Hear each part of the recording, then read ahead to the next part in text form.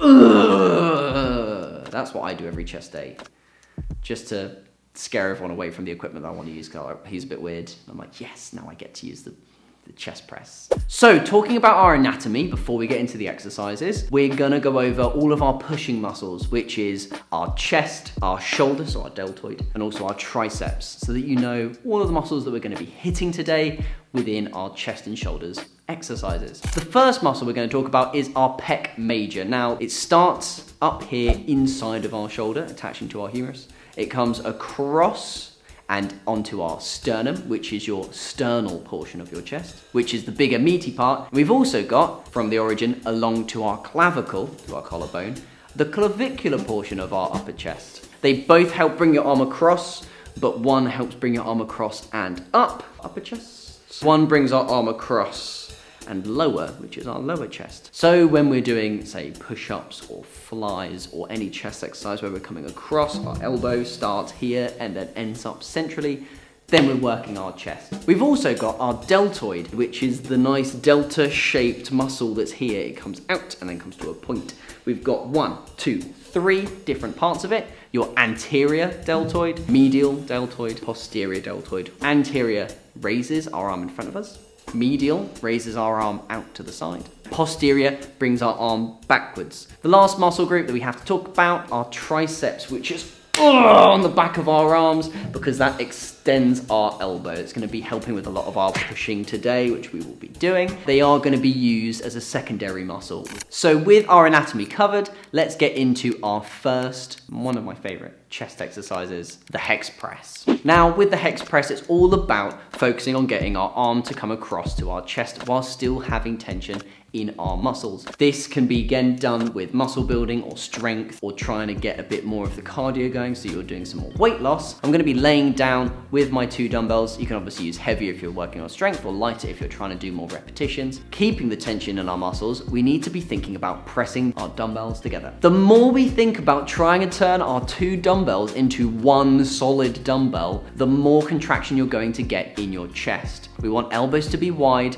pressing those dumbbells in hard together. If you're feeling it too much in your upper shoulder, I want you to bring your shoulder blades down away from your ears and try and bring the dumbbells down your body a little bit more. It'll probably be the position of your dumbbell. If we don't have a bench to be laying on, you can still do this exercise on the floor if you've only got dumbbells, which can be quite nice, giving you a moment to rest and lie down. Our second exercise is 2 exercises, but we've got a strict press and a push press, which one of them is we're not using anything else in our bodies, so we're not using our legs to help get the weight up, where the other one we are using a bit of assistance in our leg to be able to push the weight up so we can control down. With our strict press, we're going to be nice and tall with the barbell on our shoulders. You can use dumbbells if you need to, or kettlebells. We're upright, elbows are in front of us, and we're pressing the bar up and over our head. When we do this, I want you to think about pulling your head backwards so that it's out of the way of the bar as we drive our arms up and overhead. If you want to focus a little bit more on muscle building, I wouldn't fully lock out. I'd keep a little bit of tension at the top, and if we're with strength, we really want to lock out so we know we have all the range of motion and full contraction at the top. When we use our push press, it's slightly more so to either speed up the repetitions that we're doing to knacker ourselves out faster for our cardio, or we're trying to use a heavier weight where we might only be able to get the weight above head if we use our legs, and then control on the way down. With our push press, we want to think about driving our knees outwards as we dip down, and then snap as we come up to help press the bar up over your head.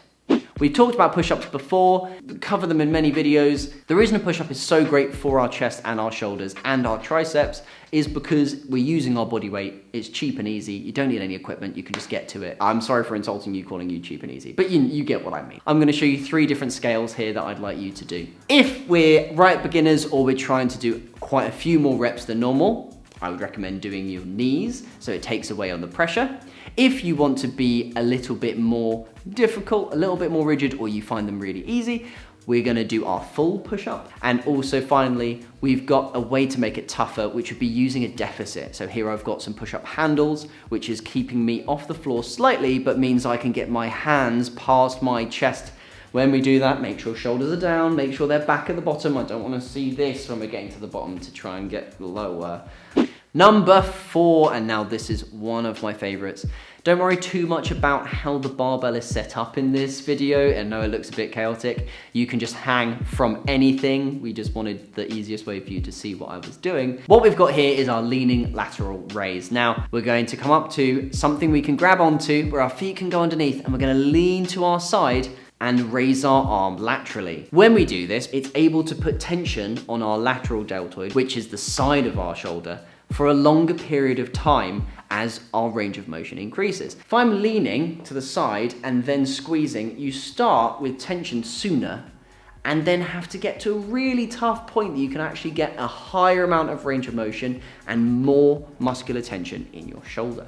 Walking up, have one foot in front of the other, grab onto whatever you're going to be hanging off of, make sure it's sturdy, and we lean out to the side and get those reps in.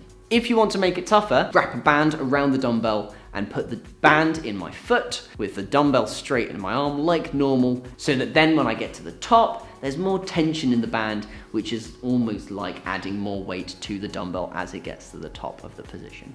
Now, our last one is also a very good one to warm up with, but you can use something a bit heavier. It is the face pull. Your elbows want to be wide because the muscle we're working here is our posterior deltoid. As the band comes closer to your face, the tension increases, so you can progressively step further back to make it tougher with just the same bit of kit. We're squeezing our elbows back and getting a nice wide chest, which is also going to help our shoulder position and posture. It's primarily focusing on squeezing that rear delt, making sure that you've got right technique and really focusing on the pump and the control and being able to pull back with good posture. You'll be able to get more benefit out of it than just, I can use loads of weight. That is our 5 favorite chest and shoulder exercises. Again, we secondarily hit our triceps, which is all right, but if you want to throw in a couple of overhead extensions, I like those. They're super painful for the triceps. If you've enjoyed the video, give it a like. If you subscribe, then it means that you get to see more of these videos and we get to know that you love us. Bye guys, love you.